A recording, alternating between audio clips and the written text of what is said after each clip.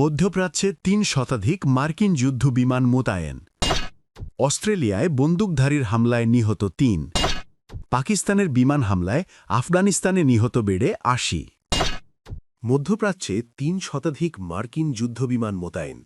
বুধবার ২৫শে ফেব্রুয়ারি বার্তা সংস্থা আনাদোলু জানায়, এসব বিমান মূলত কাতারের আল উদেইদ বিমান ঘাঁটি, জর্ডানের মুয়াফফাক সালতি বিমান ঘাঁটি এবং সৌদি আরবের প্রিন্স সুলতান বিমান ঘাঁটিতে অবস্থান করছে। এর পাশাপাশি ইউএসএস আব্রাহাম লিঙ্কন ও ইউএসএস জেরাল্ড আর ফোর্ড বিমানবাহী রণতরীতে থাকা কেরিয়ারেও উল্লেখযোগ্য সংখ্যক যুদ্ধবিমান মোতায়েন রয়েছে।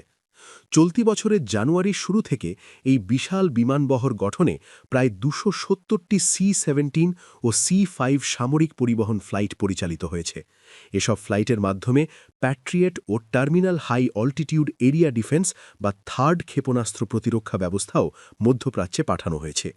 বর্তমানে আনুমানিক ৭৫টি KC-46 ও KC-135 কৌশলগত ট্যাঙ্কার বিমান সেন্টকম বা মার্কিন কেন্দ্রীয় কমান্ডের বহরে রয়েছে অথবা সেখানে যাওয়ার পথে রয়েছে। প্রতিবেদনে বলা হয়, মোতায়েনকৃত বিমানবহরে রয়েছে আক্রমণাত্মক ও সহায়ক উভয় ধরনের যুদ্ধবিমান। তবে মোট বিমানের প্রায় ৭০% যুদ্ধবিমান।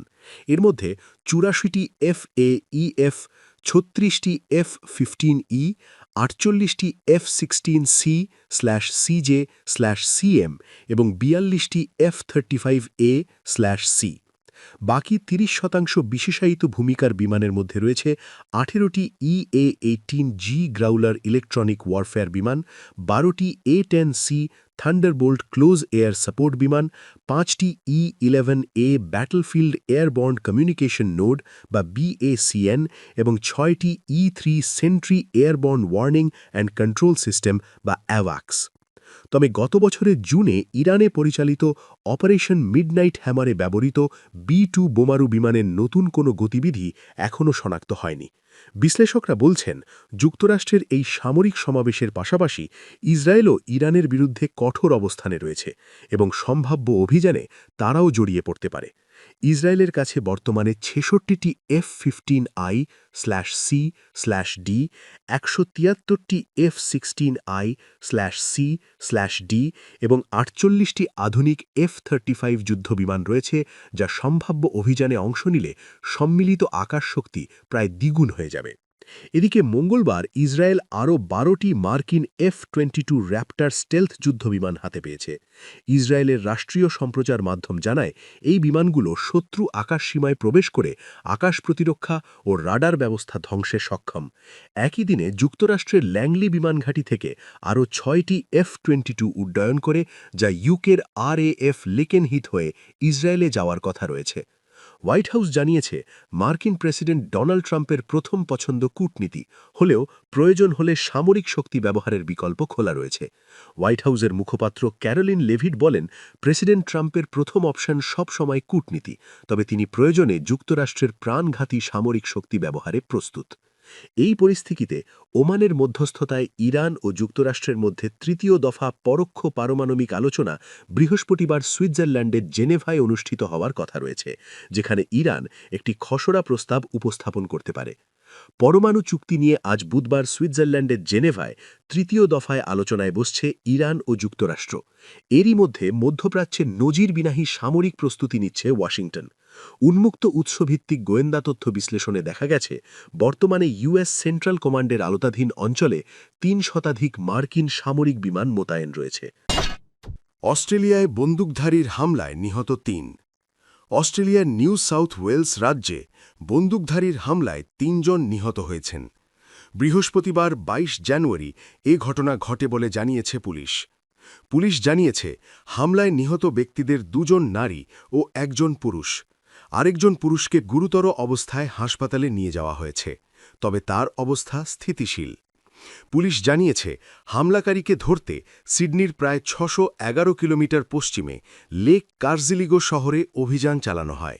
এজন্য স্থানীয় বাসিন্দাদের ঘরে থাকার অনুরোধ করা হয়েছে। দ্য সিডনি মর্নিং হেরাল্ড জানিয়েছে, এটি গৃহস্থালী সহিংসতার ঘটনা বলে ধারণা করা হচ্ছে। একজন বন্দুকধারী অস্ত্র নিয়ে শহরে অবস্থান করছেন বলে মনে করা হচ্ছে।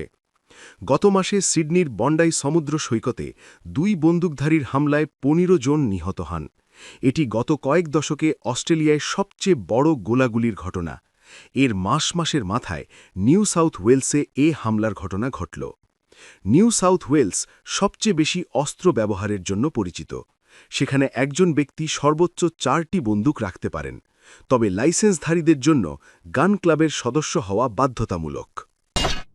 পাকিস্তানের বিমান হামলায় আফগানিস্তানে নিহত বেড়ে ৮০।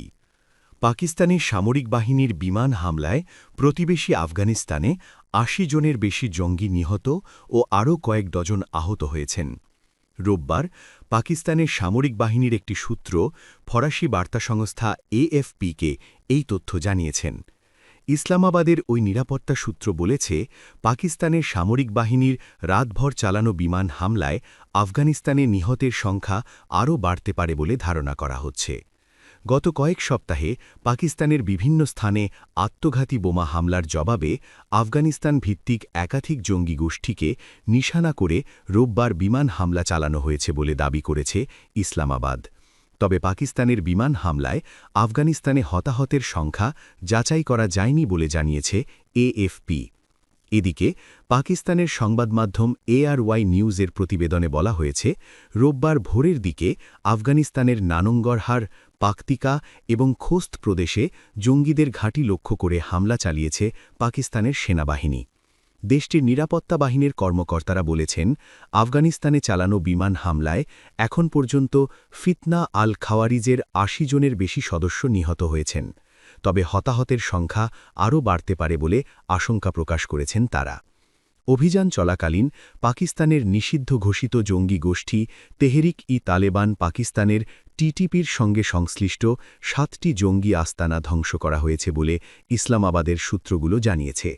ধ্বংস হওয়া ঘাঁটিগুলোর মধ্যে রয়েছে নানঙ্গরহারের নিউ সেন্টার নম্বর 1, নানঙ্গরহারের নিউ সেন্টার নম্বর 2, খোস্তের মুলভি আব্বাস সেন্টার, নানঙ্গরহারের ইসলাম সেন্টার, নানঙ্গরহারের ইব্রাহিম সেন্টার, পাকতিকার মোল্লা রহবার সেন্টার এবং পাকতিকার মুখলিস ইয়ার সেন্টার।